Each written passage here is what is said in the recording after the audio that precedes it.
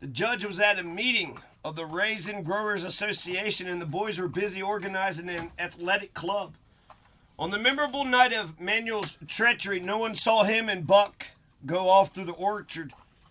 Orchard. Orchard? Through the orchard.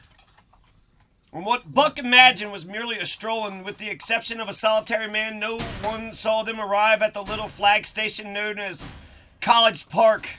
This man talked with Manuel, and money chinked between them. "You might wrap up the goods before you deliver them," the stranger said gruffly, and Manuel doubled a piece of stout rope around Buck's neck under the collar. "Twist it and you'll choke him plenty," said Manuel, and the stranger grunted a ready affirmation. Buck had accepted the rope with quiet dignity. To be sure, it was an unwanted performance, but he had learned to trust in men he knew, and to give them credit for a wisdom that outreached his own. But when the ends of the rope were placed in the stranger's hands, he growled menacingly. He had merely intimated his displeasure, and his pride believing that to intimate was to command, but to his surprise the rope tightened around his neck, shutting off his breath. In a quick rage, he sprang at the man who met him halfway, grappled him close by the throat, and with a deft twist threw him over on his back. Then the rope tightened mercilessly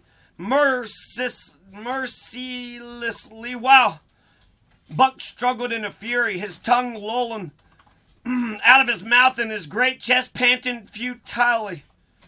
Never in all of his life had he been so vilely treated.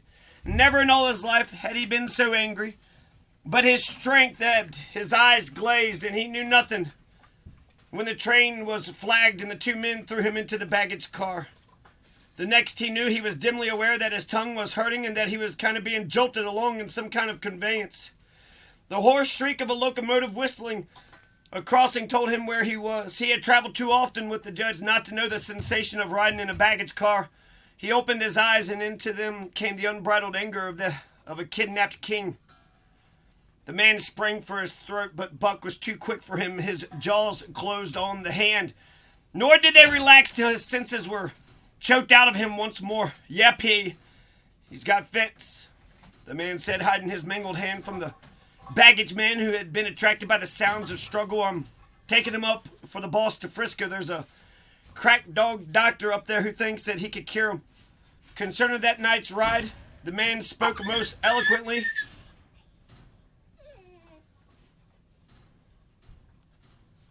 Concerning that night's ride, the man spoke most eloquently for himself in a little shed back of a saloon. On the San Francisco waterfront. "All I get is 50 for it," he grumbled. "And I wouldn't have done it. I wouldn't do it over for 1,000, cold cash." His hand was wrapped in a bloody handkerchief, and the right trouser leg was ripped from knee to ankle. So the Call of the Wild begins with the helping hand, the farm hand, Manuel stealing Buck and selling him down the river to some guy who takes him onto the train to do whatever with him. And the only reason he did all of that was for $50. "How much did the other mug get?" the saloon keeper demanded. 100 was the reply. "Wouldn't take a sou less, so help me. That makes 150. The saloon keeper calculated, "and he's worth it, or I'm a squarehead." The kidnapper undid the bloody wrappings and looked nervously at his lacerated hand. "If I don't get the hydrophobia, it'll be because you're born to hang," laughed the saloon keeper. "Here, lend me a hand before you pull your freight," he added, dazed, suffering intolerable pain from throat and tongue. With the life half throttled out of him, Buck attempted to face his tormentors, but he was thrown down and choked repeatedly till they succeeded in filing the heavy brass collar from off his neck. Then the rope was removed, and he was flung into a cage-like crate. There he lay for the remainder of the weary night, nursing his wrath and wounded pride. He could not understand what it all meant. What did they want with him, these strange men? Why were they keeping him pent up in this narrow crate? He did not know why.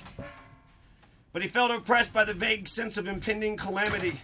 Several times during the night he sprang to his feet when the shed door rattled open expecting to see the judge or at least the boys, but each time it was the bulging face of the saloon keeper that peered in at him by the sickly light of a tallow candle, and each time the joyful bark that trembled in Buck's throat was twisted into a savage growl. But the saloon keeper let him alone, and in the morning 4 men entered and picked up the crate. More tormentors, Buck decided, for they were evil-looking creatures, ragged, unkempt, and he stormed and raged at them through the bars. They only laughed and poked sticks at him, which he promptly assailed with his teeth till he realized that was what they wanted. Whereupon he lay down sullenly and allowed the crate to be lifted into a wagon. Then he and the crate in which he was imprisoned began a passage through many hands. Clerks in the express office took charge of him. He was carted about in another wagon. A truck carried him with an assortment of boxes and parcels upon a ferry steamer. He was trucked off the steamer into a great railway depot, and finally he was deposited in an express car.